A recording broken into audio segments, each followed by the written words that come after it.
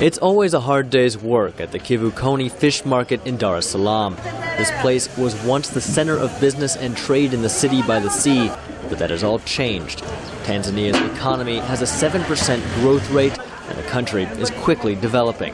Competition to get into the market is heating up. Chinese companies are already at the forefront, leading construction of buildings and infrastructure.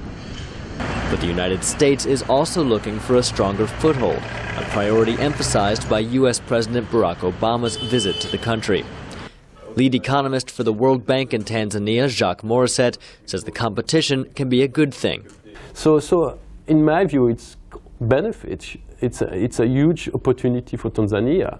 I mean, I strongly believe in a basic principle of economy. Competition is good. Of course, competition has to go with transparency, which is the main challenge now.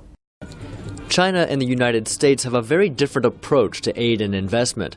When Chinese President Xi Jinping visited Tanzania in March, he emphasized his country would always offer assistance with no political strings attached.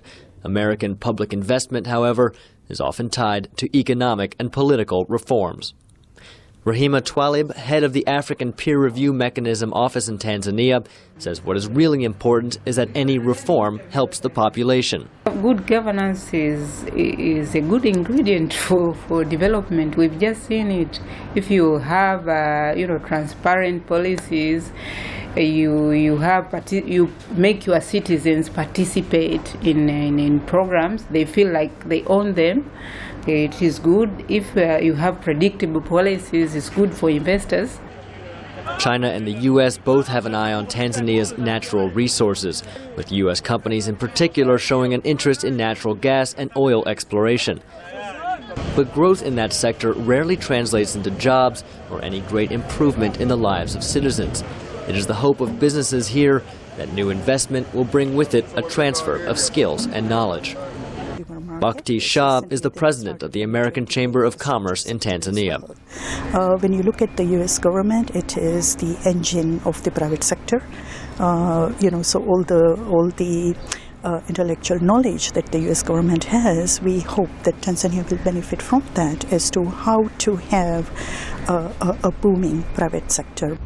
The United States has downplayed any competition with China for access to African markets, though it is falling behind in the numbers.